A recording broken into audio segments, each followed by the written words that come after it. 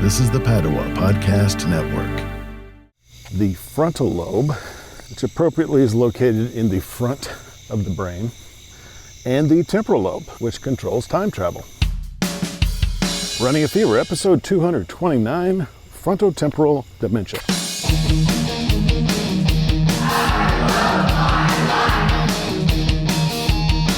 Hello and welcome to Running a Fever.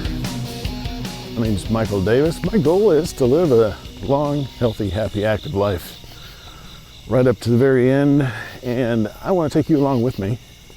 So I'm really glad you're here.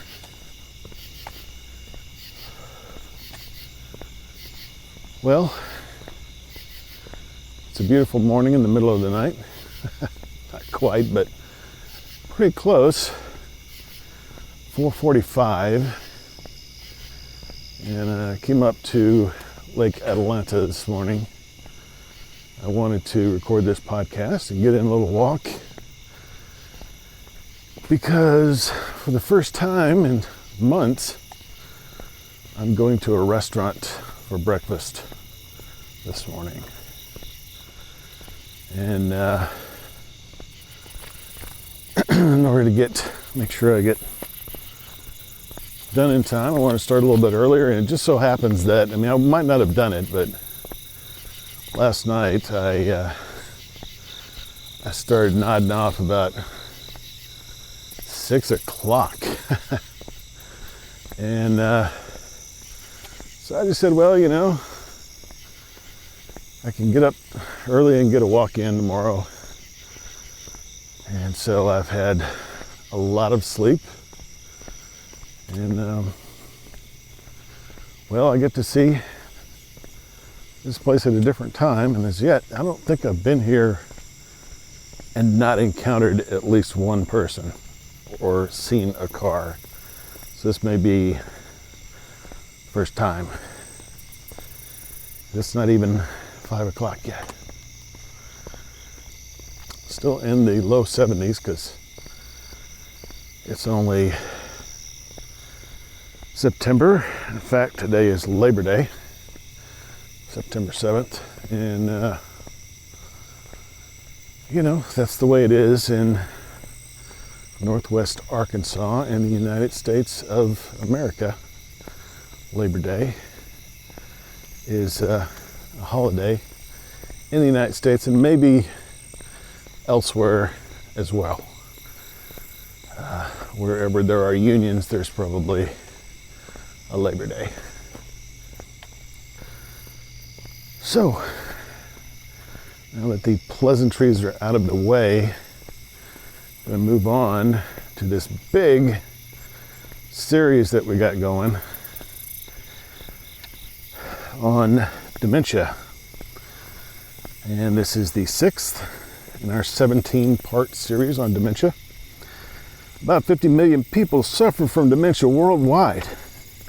It's a debilitating disease, but it may be preventable in some cases. So I've set out to learn as much as I can and bring you along with me. Now in part 3, I went through the many types of dementia, and we're going to have separate episodes on the most common. And this is the 3rd of that series within a series. Frontotemporal dementia. Sounds like a mouthful. But it just refers to a group of disorders caused by nerve damage in 2 particular lobes of the brain. The frontal lobe, which appropriately is located in the front of the brain, and the temporal lobe, which controls time travel. Okay, not really time travel. It's actually more concerned with visual memory, language comprehension, and emotional association. The name, like the frontal lobes, comes from its location near the temples. Now there's a really nice animation of a rotating skull that shows the location of the frontal lobe. It's like a 3-dimensional rotating picture. So check that out, and it's on the Wikipedia page. And as with all of the references that I use in researching the show, and there are many, they'll be included in the show notes that you can find at runningfever.com/229. Now, let's make it a little more complicated. There are 6 types of FTD, which is a frontotemporal dementia. It is a mouthful, and that's why I'm going to call it FTD. One is the behavioral variant. 2, the semantic variant, primary progressive aphasia. 3, the non-fluent agrammatic variant, primary progressive aphasia. By the way, an example of aphasia would be not being able to find the right word for something. Having it, that feeling of having it on the tip of your tongue, well, if it just stays on the tip of your tongue and you never get it out, that's aphasia. A-P-H-A-S-I-A.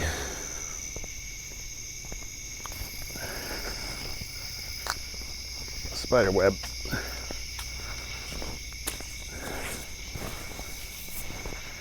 Yep, walked right into spider web. Still trying to get all the stuff off of me.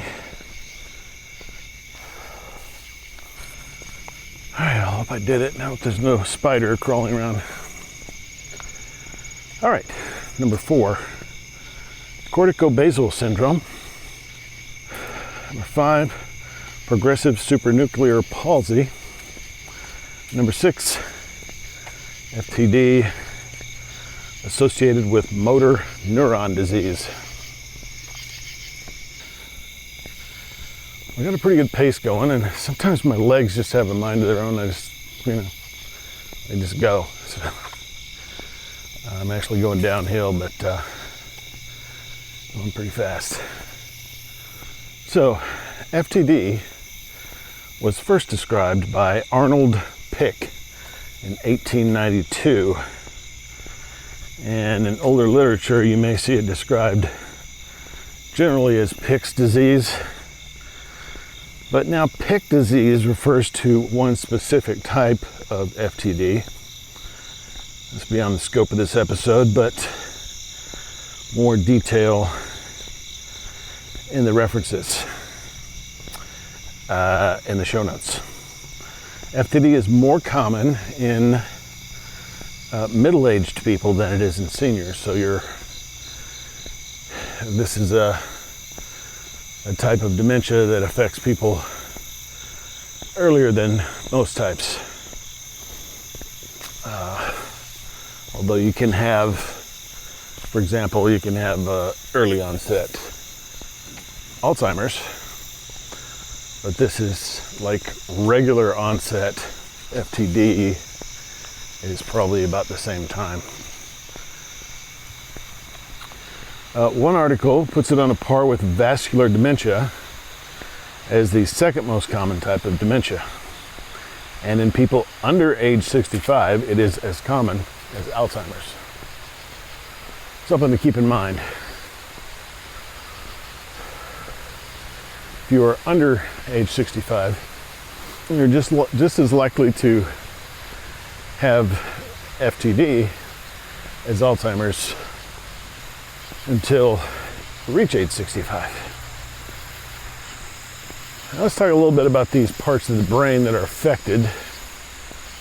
The frontal lobe is the largest part of the brain. All mammals have one. The frontal lobe contains most of the dopamine neurons in the cerebral cortex. Remember the episode on dopamine? Well, if not, I know there are a lot of new people joining the getting the fever these days and joining and listening to the show. So, you know, I try not to like say, oh, you remember that in this episode, because not everybody might have read, listened to the episode yet. So there are plenty good back issues, if you will, of running a fever. And I've noticed that a lot of people that, when I have new people grabbing the latest episode, then they will go back and get the older ones too. So I think that's happening, but obviously it's going to take many hours to go through the 228 at this point episodes leading up to this one. So specifically, if you're interested in dopamine, you want to go to episode number 151, and it's in the midst of a series on brain chemicals, which is very interesting, I think. And of course, you can find that at runningafever.com/151. In that episode, I called it the natural fun drug, and it's part of the reward system, and is triggered by achievement of goals. The whole thing where the reason you make a checklist, right? Because you feel good. You get that dopamine hit whenever you make a check mark and cross something off on that to-do list. Now, the frontal lobe also handles things like attention, short-term memory tasks, planning, and motivation. So if you're paying attention right now, you're using your frontal lobe. Now, these are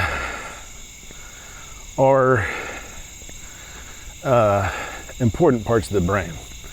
Not parts of the brain to be cast aside willy-nilly. Of course, the entire brain is important. But anyway, with all this functionality, the symptoms of FTD can vary quite a bit. They can include dramatic personality changes, inappropriate social behavior, uncharacteristic impulsiveness, emotional indifference, poor financial judgment, a decline in personal hygiene, and overeating. Others experience problems with speech and language. So the big difference here is personality change. And you can really start to see how dementia is so misunderstood. It's just hard to understand. And the symptoms often lead us in a completely different direction, towards psychological problems. And this even makes it difficult for doctors to diagnose. But a person with FTD will still retain perception, spatial skills, memory, and praxis. And what praxis is, it's a motor planning. It's the motor planning to perform skills, tasks, or movement. MRI and other scans can reveal atrophy in the frontal or temporal lobes. I looked up atrophy too and learned a lot of terms for these episodes. But atrophy is a wasting away due to inadequate nutrition. There are also a few tests which can be performed by a neuropsychologist. And neuropsychology is really interesting. It's part of neuroscience, which I'm kind of interested in. If you have like a legit intelligence test, I'm not talking about the one that says, how are you the next Einstein or whatever on the internet. I'm talking about an extensive, probably multiple hour examination by a psychologist, and various tests that you go through These are the guys that do this, neuropsychologists. And of course they do other things too.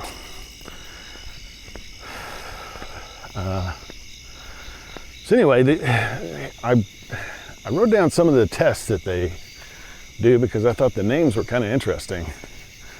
The Iowa gambling test, the faux pas test, the hotel test, mind in the eyes, and the multiple errands task.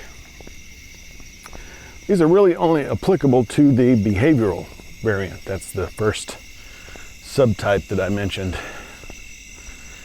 And since these can reveal weaknesses before any atrophy shows up on an image scan, such as an MRI, they can be more useful in early detection of BVFTD. This is abbreviation for the behavioral variant frontotemporal disease, dementia. I'm going to get it wrong now. I've got a 5-letter acronym and I can't figure it out. Behavioral variant frontotemporal dementia. And the BV is like lowercase and the FTD is uppercase. It all makes sense. It's just, I know that if you talk about this all day long, you know, that's needed. You know, those abbreviations are needed, definitely. Too many acronyms, but that's the shorthand for the behavioral variant. Now, as the disease progresses, the types overlap as the patient develops symptoms from the multiple subtypes of FTD. So if you got full-blown FTD, they might not be able to tell you which subvariant or subtype you have, because you probably are exhibiting symptoms that could indicate any of those. There seems to be a relatively strong genetic component, so be aware if you have family members with FTD. Now, as usual, there's no stated cure. The disinhibition, which is a loss of inhibition. Now, I didn't word it quite that way earlier. I went by the socially inappropriate as one of them. Yeah, so, but anyway, disinhibition and compulsive behaviors can be controlled with SSRIs, which are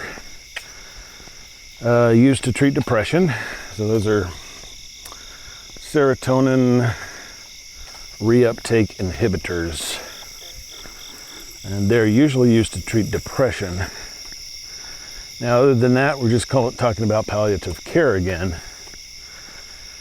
Antipsychotics can be helpful as well, but should be used with care due to their side effects. Prognosis is a rapid progression with a life expectancy of anywhere between 2 and 20 years, some of which may see the patient, as with other types of dementia, in full-time care in order to function.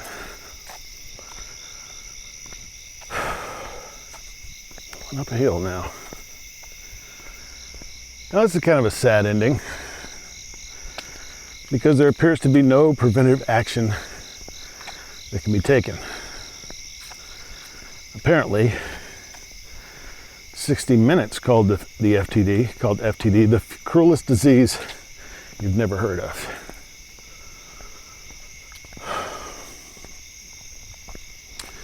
So, not to be happy with a sad ending on this show, I took some extra time to look at some research going on. Now, there are several university health systems with centers specifically for FTD or closely related disorders. including Johns Hopkins and the University of Pennsylvania. Now, just from the little I've read from a couple of these, I got the impression that there are what they call brain banks that, when you donate your brain to science, it goes into this bank and they have information about you. So that's how they can study an FTD brain. And of course, I'm sure there's all kinds of research going on with living people to try to figure out the cause of the disease. At this point, obviously, they know that, some of the things I listed off were, it sounded like they were just describing symptoms, but they know because of those symptoms which part of the brain controls that type of behavior. But, these are two huge parts of the brain. It's like almost half the brain. So we need to narrow it down a lot and get a lot more detailed, but the research is happening. And one article did give me hope. At dana.org. I didn't go into it earlier, but there's a connection with the tau protein, which I mentioned before in episode 227, which was about Alzheimer's. And the article says researchers have already demonstrated, I'm quoting here, the viability of an approach to the treatment of abnormal tau in an animal model of FTD, and are actively pursuing how this might be applied in humans. If this is important in FTD, and apparently it is, it's a good thing because it is also important in Alzheimer's, as you can tell from that episode. And there's a lot of attention on AD as it is the most common dementia. Much more information in that article. So if you know someone that has FTD, I encourage you to look at the show notes. Maybe pass this article on to that person or their family, the family of the person. Many references at this time in the show notes at runningafever.com/229. And on that positive note, I'll call it a day until next time. Now, I hope you enjoy learning about dementia and the other topics I present here. And if you do, I'd love to hear from you. Well, you can contact me by going to the website, clicking on the contact menu or contact button. Looks just like a menu. Filling out the form and sending it in, or you can simply email mail, M-A-I-L, at runningafever.com. Would love to hear from you. That's the best paycheck you can give me for doing this, is feedback. Now, I am coming into the home stretch here, and I went around the not normal way. That is, I entered the trail on the trailhead that is farther from the parking lot than the one I usually take, and so it's trying to do something different physically to make my brain more resilient and resistant to dementia. And I'm still walking through spider webs because it's a good indication I'm the first one to come by here in several hours. And as yet I haven't seen anyone, no fisher people, no runners, no dog walkers, just maybe a raccoon or two. And I may have some spiders crawling on me from the webs that I have walked through. And as usual, it's pretty humid. Had a lot of rain recently, but still a rather pleasant temperature, probably still in the low 70s. And I'm looking forward today to going home, getting a shower, and coming right back up here to have breakfast with my friend Tom, who also happens to be the supreme commander of the Padua Podcast Network, of which this show is an affiliate. So that should be good, but I'm a little apprehensive about it, actually. Just because you go into a restaurant and the rules are this, right? You wear your mask in the restaurant, and presumably they have tables spaced apart. Hopefully we don't have to wait to get in at 7:30, but you never know. And you sit down and you keep your mask on until food or drink comes, and you take off your mask. So you're sitting at a table with someone unmasked for duration of the meal. So, I mean, I think that does kind of limit your possible exposure, but still, it's probably the most exposure that I will experience. Although sometimes when I'm out exercising, even on like Saturday, I went to Devil's Den State Park, and that was Robert and I, our annual Yellow Rock Trail trip. Got a picture of that. But there were people on the trail with no mask on, and there's no way to avoid, if you're going different directions, it's very hard to avoid on that trail because it's a hiking trail. It's up a hill, and you may be able to stand off to the side a little bit. But so, I mean, there's some exposure there. COVID-19 is still a big deal. Still tens of thousands of new cases every day in the United States. So I am concerned, but I'm going to do it. The restaurant's open. My friend is willing to go. He suggested it, so we're going to give it a try. And I will report back to you, of course, on that outing. Until then, if you got the fever, keep it. And if you don't have it, go out and get it. And I will talk to you next time on Running a Fever.